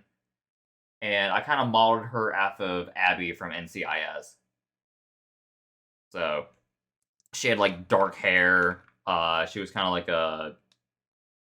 like a goth chick kind of thing. But once she like turned into a vampire, she like changed pretty much. So she like had blue hair and stuff like that. So yeah, I wanted to kind of showcase that, and they went fucking crazy. Like I could honestly go back and watch that match over and over again. It's probably one of my favorite women's matches. And it's crazy because at this point they were still friends. So eventually, when Hell's Harlots disbanded, I was like, all right, well, they already have chemistry, so they're probably going to go crazy. And unfortunately, they didn't go as crazy as this match, but I figured it was like, it'd be worth a shot. And then here we go. So, Dad, how exactly did the Motionless One come to be? Because from what I recall, I remember I wanted to switch my guy's hair up a little bit for one of the attires, but instead we ended up just making Chris motionless as a character. Yeah, pretty much. I couldn't have been barred to find like something that looked good at the time, and I just said, "Fuck it, you're getting another meme character." Yeah, because I wanted like with the kiss demon. I wanted like a Death Hawk kind of hairstyle because that was gonna be like for the red. Yeah, and it looked like shit on your character at the time. Yeah, so it's like, all right, let's just, you know what, let's fucking make Chris motionless instead, because I always like referenced him, and it's like, all right, in character, you guys will see like who Zach has idolized. And it's so funny because this was not planned at all when we had the Rumble to determine who was gonna face Zach. It was, I forgot who it came down to, but it was something where Dave was like, please, for the love of God, don't let Motionless win. And he fucking won. And I was like, woo, yeah, hell yeah. And Ted is just fucking face palming and just shaking his head. He's like, why? Why? Yeah, well, what if he beat Zach? Oh, then that would have been crazy. Mm-hmm. It's funny because I think in commentary, like, I was like, now come on. And Dad, like, he's a fighting champion. He wants to make sure that Motionless One earns this win, or like some shit like that. Where people are like, oh yeah, of course Zach fucking has Motionless One wrestle. They're probably gonna finger poke a dude. Which is something I thought about just to fucking get heat, but I'm like, nah, let's just do a normal match. Because that would have been a bit OD if we did the finger poke of doom. So Zach ended up retaining in a really good match. So this was his second title defense. And it's important that I keep track of it because I'm going to discuss, might as well on this episode, I might as well discuss why my character had such an infamous reign of like only defending it a certain amount of times. So here we go. After this, it was the Coven. So for the Coven, it was me, George, Emo, and Carmella with facing Generation Extreme, which was Mr. Fantastic. Who was the cruiserweight guy on their team, Dead? I got no fucking idea. I think it was like Mike Awesome or something. Hold on, let me pull it up on Mike Awesome. That's a wrestler, dude. Okay, here we go. So it was Mike Justice. I have it right here. Yeah, so Mike Justice, Mr. Fantastic, Black Widow, and the Punisher. That sounds like a fucking Avenger Squad, bro. Kind of, It yeah. basically was. He literally Andrews, copied and assemble. pasted the Punisher as his character. Avengers, assemble, head ass. Right, For real. I'm gonna share my Avengers Shamble. screen so you guys can see this fucking lineup right here. Oh god. Oh no. So yeah, this is the fucking lineup between Gen Extreme versus the Coven. What the heck? The fuck? Oh, you don't like it? What the hell? Who's that? So yeah, eventually, the lead up to the Coven, like Zach was doing the whole like handshake thing, and Emo was like looking around, trying to decide, and then fucking Faceless like ended up jumping them before their match. So Gen Extreme won, I believe. Yeah, so I believe Mike Justice eliminated Emo Boy, from what I remember. Mike Justice was going kind of crazy. So he eliminated Emo Boy, and he held on against Zach for the longest fucking time until Zach finally eliminated him. And then I Mr. think Fan... Carmella ended up being the MVP for the Coven, whereas Mike was Yeah. for Gen X. Yeah, so Mike Justice was the MVP for Gen Extreme, and Carmella was the MVP for the Coven. So Mr. Fantastic eliminates Zach. Carmella somehow eliminates Mr. Fantastic, and then Black Widow, and then the Punisher came and just fucking annihilated her. So then it was down to Punisher and George, with Punisher winning because Punisher was kind of OP. So before I get to the main event, I might as well talk about this now. So let me... Fuck it, I'll leave my screen open. So, the original plan was, since Gen Extreme won, Mr. Fantastic was going to face Zach. Since Mr. Fantastic technically pinned Zach in the match, it was going to be him versus Zach at the next pay-per-view. Which, what pay-per-view would that have been, Dead? After Allegiance? I don't know, Shen. You think I know this damn calendar right off the book of my head? We got it in the damn pin match, Shen.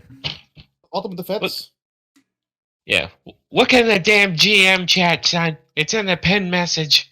Alright, I'll fucking look, dude. Yeah, dude. Yeah, This is your podcast. You wanted it, Shen. Oh, You expect me to be good? Because, so, fucking... No, there's no way that was after... Was Conspiracy really after Allegiance? Oh, wait, no. That's, hold on. So, Allegiance was in August. What was in I September? think Conspiracy's in May. So, what was in September? Yeah, because I think my tagline in the little thing was, "May we screw you over," some bullshit like that. Okay, so let's see. May we screw you over, Conspiracy. April can be crossover. February is Valentine's, so Last Stand is a meme. March is Knockouts. June's halfway, so Rumble. Let's see.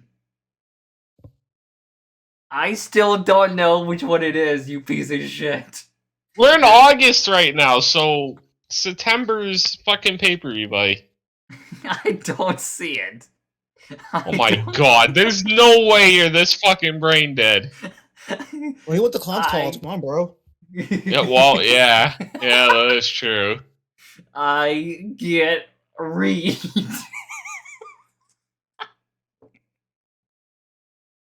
Let's just Why? Somebody help him. Bar or somebody. I'm playing. Sorry. I'm dying here. But man, Is it fuck Ultimate England. Defense? Is that the next one? Maybe. That sounds about right. Because he was right. Yeah, I blame Jack for everything that goes wrong. Cause Yeah, it's true. Fucking thank you, Noah. Thank I you. said you, smart one. I decided to Yeah. scroll down. Yeah, you got this That's all right I gotta nerd. do in the first place is fucking scroll down a little. Come on, Zach, you nerd. I was sitting in my fucking room like you have it pinned in GM chat for Christ's sake. Aye. The pin message is very confusing. You know what? No, it's not. How are you not Zachary. fucking stupid? Zachary. Hold on. I'm gonna show the fucking audience what this Oh, fucking shit. shit Hey, no, looks I'm like. gonna fucking show you my screen, you dumb son of a bitch. Where the fuck is this? Dumb son of a fucking dick. Right there, used in September, you stupid fuck. Jesus Christ. I think good. Yeah, you think good, alright. Oh fuck. Gross, you guys. So, anyways, Buzz. the plan was, Christ. so the original plan was gonna be Mr. Fantastic facing Zack at Ultimate Defense. But how do we put this, Dead? Do you want to talk about your side first before I give my side of what happened with this fucking guy? Whatever. He wanted his edits to win every single solitary match with no criticism, no critiques, nothing. They had to be perfect and never lose, Shen. They had to spam every move that he wanted at all times. And they were also fucking overpowered too, especially Punisher. Like, he literally would not lose. It's like, what's the fucking point of facing this guy if you know he's gonna fucking... Yeah, 30 power bombs in a row sounds good to me, Sean. Let's book it. Oh, Give him a brother, 24/7 this title, guy call it a day. stinks. So not only was that a contributing factor, but the main one for me where I was like, alright, this guy's gotta fucking go, is he called Emo a slur. A Right. racial I- slur. Wait, these guys, my bad. Like, he called him the F word. A fucker? No, don't get the it. bigoted And the word. pride flag, Shen. Yeah, the pride flag word. So he called him that. For like, Which the pile Which is sticks. the weirdest All the thing pile because sticks. Emo's straight as an arrow, so it's like, huh. yeah, like, if you fucking look at a picture of him, he looks like Tony the Pizza Guy. Like, literally, Okay. going back to the whole Nick Infante thing where he was confusing me with Emo. Like, I'm the fucking guy that wears makeup. I I wear feel like eyeshadow. he got you two mixed up, which is the funniest thing. I feel like he pulled an Infante. Everyone does that for some reason. I don't get it. Like, Emo is Who just you guys, the who the you guys character. talking about? My bad. Mr. Fantastic. Oh, So, I got- Mr. Fantastic, I ended up calling Emo the gay slur. a pile of and- twigs, bro. And then, so after that, I was like, all right, this guy's got to fucking go because I think he was also, wasn't he the guy that also got the computer from ABC, or is that someone else? He was trying to send him one, but I told him not to accept that because that's just such a weird thing. It was something where he very much, he had the vibe that he wanted to go back, and I'm like, I'm not gonna fucking stop you, especially after you called my best friend, like, the fucking slur. So, fuck off. So, the plan was supposed to be me versus him in, like, an Iron Man match, and I was gonna vindicate the one that we had in World's Crappiest Company, but he wanted to be an asshole, so the plans fell through, and the backup plan became one of the best ideas that me and Dick came up with, which was the Proving Grounds tournament, which pretty much was the G1 climax with each block getting something in exchange for winning. So the winner of the A block was gonna win the top tier heavyweight title, and the winner of the B block was going to if they won the whole thing, they were going to get a briefcase that they could cash in at any time, but every time they don't cash it in, they have to defend it, pretty much. And that led to one of the craziest moments ever of GRC when we get to excommunication this year. But yeah, that was the original plan. So that's why it like really drove me crazy when people were like, "Oh, Zach's like a fucking paper champ. He only defended it this many times." And I'm like, "You guys, I was supposed to defend it way more, but this guy fucked it up, so I had to like figure out another game plan, pretty much." So I think instead what happened, I'm gonna actually go ahead to the champions one. What's the let's see, final fights because the past ultimate defense. So I'm gonna go into the match card and see. I believe I might have faced you, George, for the title at this point. Mid card. No, main title, because I think I gave you a main title shot at one point because I When brought did I that up. change the title name to the UK title? Remember that? Oh yeah, because you were breving it up at that point. You guys remember that? So Oh, I'm I gonna don't remember that one. let's see. So let's see ultimate defense here. I just want to look and see if that Because was I thought it. the name mid card was so generic, so I was like, "Fuck this!" I'm making it the UK title. Oh, okay, yeah. So me, Mr. Fantastic was definitely the plan because the main event ended up being George versus me in a 30-minute Iron Man match for the top tier title. So that was very much that was the plan, and then I was like, all right, fuck it.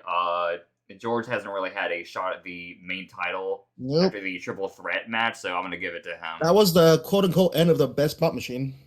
Yeah, so you transitioned from that to the villain, pretty much. Yep. Whoop, whoop. So if you want, you can like come back on the episode about the next episode if you want, George. So you can kind of give your thoughts on that. But yeah, so that was pretty much what happened and why I only had like a few title defenses because I had to scramble after that, and I'm like, all right, fuck it. After this, we're gonna do a Proving Grounds tournament, and I'm just gonna. AKA the worst time of Zach's life. Well, not to spoil things, but I did pretty damn well in the tournament, but it was like afterwards where it was pretty much like a repeat of Zach's worst fucking night. No, I mean the actual after the show you have to be due to get it in your own to register your number stuff. Wait, what happened? You'd be like in the background and like after the show, you'd be like you need to calculate all the totals, and you're like, oh my god, this is the worst thing ever I've ever done. Oh yeah, because the tournament was very slapdash together when we started this. Yeah. Like we very much learned from our mistakes because I had to go into the game and fucking mod the winners and stuff to keep track of like who won what because it got to a point where it's like, man, this is like giving me a headache. I can't fucking do this. So me and Dad talked about it and we're like, all right, when we do this again, we're fucking reducing the number of people and we're gonna fucking do a better job of keeping track of who won and who didn't.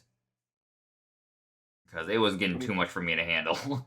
Like, it was a cool idea, but it was very much like a experiment to see if it worked, and somehow it won best match. Or, not best match, but like best gimmick kind of thing, and the year-end awards. So yeah, that's pretty much all I can really talk about, and all I really remember about Allegiance. So, Ultimate Defense, we'll talk about that next episode. If you want, George, you can come back and kind of talk about that if you want. Whoop, whoop. And anything you guys want to promote or anything you guys want to say before I end this? You could kill And yourself. don't promote your OnlyFans because you'll get banned by Oh yeah! Hey. Remember, kids, don't promote that. I'll link it below. Come on. For me, the things I'm working on right now, I have my own sim football league, World Football Alliance. We're on YouTube and Twitch. So if you want to check that out, that'd be cool. Otherwise, just keep tuned in here because What game is that on? that is for All Pro Football. I do play that game. I do play that game. It's crazy. Yeah, nice.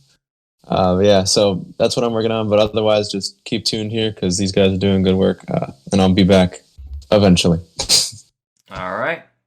Yeah, when we do the tag team turbulence, I'll definitely get you on board. And I'd love to talk about the one night pay-per-views that I did because those are pretty cool. Oh, well, I mean, if you want, we can talk about that now. Because we're only an hour and 40, so we can tack on a little bit so you can talk about that because I don't know when we're gonna get to that, so we might as well do it now. Okay, sure. Yeah, so after a couple months of being off, I decided that I wanted to try to get back into it a little bit. Because I think looking at it now, the first one that I did wasn't till January. So that would be a little bit further down the line. So we're gonna jump out of order a little bit. That's fine. So that was my first one was in January of 21. Let's find the card for it. So basically, the idea was that I wanted to build up some people that I hadn't seen used very much before, and use this as an opportunity to, first of all, defend the titles, get some more interest around them, and also get faces that I enjoyed watching back into the main light. So for the first one that I did, we did things like Chris Edwards versus Samson Torres, using Chris Edwards because I think it was me and Javon versus Chris Edwards at that point. So we did that match just to give there was connection between that because they did a handicap match and he gave him a concussion or something. So I was like, all right, put that together because I enjoy that. Got Faceless on this show with El Vicanto and Bienvenido, so that'll keep your attention up. Different things like that, like Kyler Kovac, Erica Blaze was on with Ashley Jackson. Commando Shark and Adagio had a match on the show. That was the start of their rivalry, pretty much. Yeah. Then we had a hardcore match. Hey, gabagool, motherfuckers! Gabagool, bitch. I can't wait to talk about that. That is quite a guy. And then we had a couple different other matches on there. But the main thing was the main event was for the Friday Night Fights Championship. Ricky Steele, Javon Payne, and Zach Roper.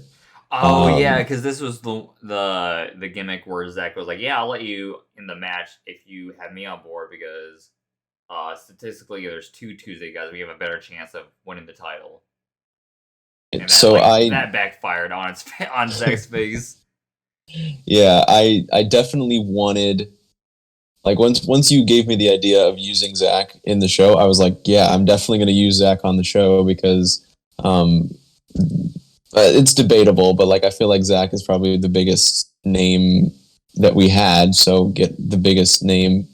If it was to turn out that Zach wins the Friday Night Fights Championship, you're going to see that on every show. Oh, could you imagine the fucking vitriol and hate that people would have had if that happened? Yeah. Where Zach wins the belt and he's like, "Fuck you, you're never seeing it again. I'm the champion forever." Yeah, so they would have been throws it in the garbage 24/7 belt.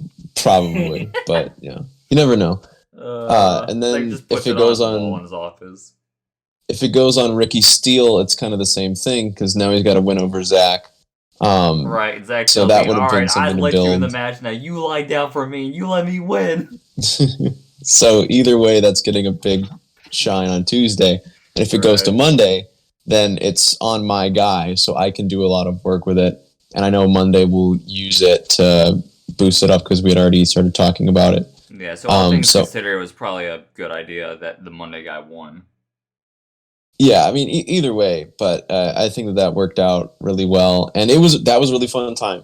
I don't remember who. I think you were on the call for that, and Sharp as well. I don't remember exactly. I know they were on for the second one, maybe. Right. But you guys were definitely around, and that was fun because once again, I wasn't the best play-by-play guy, but if I could throw in a couple things with other guys doing work, it really turned into a really good show, and I was really proud of putting that together. And then the next one, go ahead. I was gonna say it gave you a chance to kind of showcase yourself more by being around people that had been doing it for a while and kind of elevating you. So I was a guy where I would I'd kind of be goofy, but also if something really crazy happened, I would showcase it and highlight it. And I think Sharp was like the play-by-play person, so it kind of gave you a chance to do your own thing with us doing our thing as well. Yeah. So that was one night stand, or one night only. Those names got switched together, and that's fine.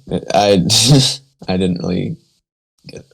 But the next one we did was at the end of, what was it? I'm looking at my sheet here. That one came up in April, I think is when that went on. So there were other matches on there. We had the Swedes undefeated run. I was really hoping that they would get picked up and used more, so I put them in for the tag titles, and that worked out. We had Haas Haskins, so another Monday guy that I knew I could use. I tried to do at least one of those on each show, but this was kind of the same idea. Just get as many people on here as I could that I enjoyed watching, so that it was like a show of what they could do. Like we had Dark Clown and Dirty Dishes were on this. So that was after their tag team Turbulence run, or maybe that was right before. I don't know. But then we had like Tony the Milkman was on with. That was the Brand Warfare Fatal 4-Way. Thunder Fist, Tony Barong, and Felix Santana Jr. Were all people that I enjoyed watching, so I put them all together.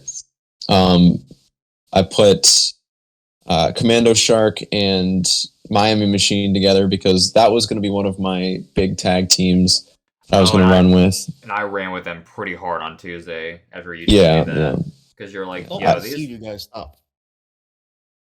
Yeah, I was happy that you did that. So, because those were the scene. The scene was also very good. That was me, and Yeah.